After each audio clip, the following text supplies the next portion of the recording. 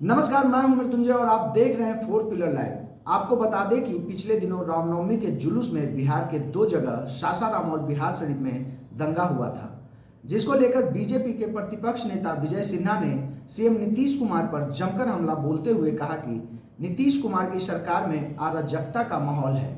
नालंदा में रामनवमी में हुए घटना में बहुसंख्यक पर कार्रवाई की, यह सही नहीं है। नालंदा में हिंसा के दिन रथ को रोका गया था, जिसको आज सुबह ही चोरी छिपे मठ तक पहुंचाया गया। सरकार का इकबाल खत्म हो गया है। उन्होंने आरोप लगाते हुए कहा कि सरकार ने जानबूझकर कुछ लोगों को फंसाया है।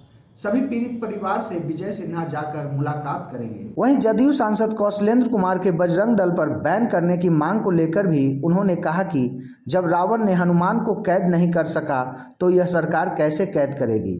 यह सरकार अहंकार में भस्म हो जाएगी। देखिए क्या कुछ कह रहे हैं बीजेपी के प्रतिपक्ष नेता विजय सिन्हा इस वीडियो में। देखिए, हम पिछले ही बार गए थे और हमने कहा था कि हिंदुओं के आस्था पर जो चोट हुआ है, रामनवमी शोभा यात्रा में भगवान राम, माँ जानकी और लक्ष्मण जी का जो मूर्ति है वो बाबा मनीराम अखाड़ा पर पहुंचाना था। ये हर साल की परंपरा रही है और उसको रोक करके रखा गया। तो हमने कहा कि प्रदेश अध्यक्ष जी और हम दोनों आवेंगे और वैशाख माह का आज पूर्णिमा तिथि है, अंतिम तिथि है इस माह का। जिलाधिकारी से भी हमारी बात हुई थी, एसपी से भी बात हुआ था। उन्होंने कहा था कि ठीक है, और हम लोग अब जा रहे हैं। मालूम हुआ है कि वो लोग सुबह पहुंचा दिए। तो इस तरह से प्रशासन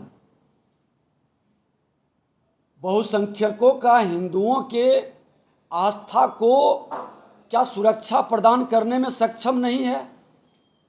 क्या हम लोग अगर जो जाते तो प्रतिपक्ष का संवैधानिक पद पर हम लोग बैठे हुए भी हैं, संविधान के तहत प्रतिपक्ष का भी अपना अधिकार और सम्मान है।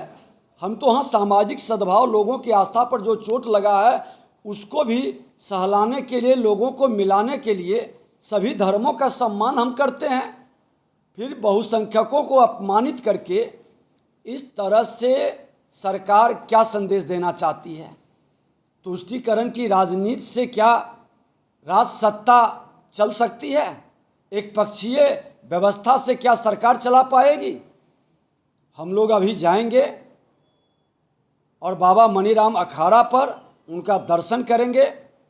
लोगों का फोन आ रहा है और इस तरह की व्यवस्था अगर जो बिहार के माननीय मुख्यमंत्री अपने गृह जिला में भी सुरक्षा नहीं दे सकते, सुरक्षा व्यवस्था नहीं बना सकते,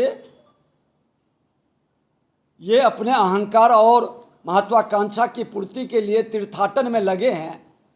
और किस तरह से प्रशासनिक अराजकता बनी हुई है, जिसका सबसे बड़ा उदाहरण है कि क्या लगता था अब सुबह 7 बजे ही पहुंचा दिया। रहे हम लोग पहुंचते, साथ में प्रशासन चलती, हम लोग साथ में चल करके एक सामाजिक सौहार्द भी बनता। लोगों को लगता कि नहीं, प्रशासन सजग है। और जिन लोगों को आपने झूठे मुकदमे में फंसाया, जिसके आस्था पर चोट किया, जिस रामनवमी शोभा यात्रा पर पत्थर बरसाया, उसके मन के अंदर शांति आती, सामाजिक सद्भाव बढ़ता। लेकिन आप इस तरह से व्यवस्था बना करके लोगों के विश्वास को तोड़ रहे हैं, अपनी कायरता, कमजोरी प्रकट कर रहे हैं। और ये मानसिकता कहीं नहीं बिहार के लिए उचित है और कतई लोग इसे स्वीकार नहीं करेगा।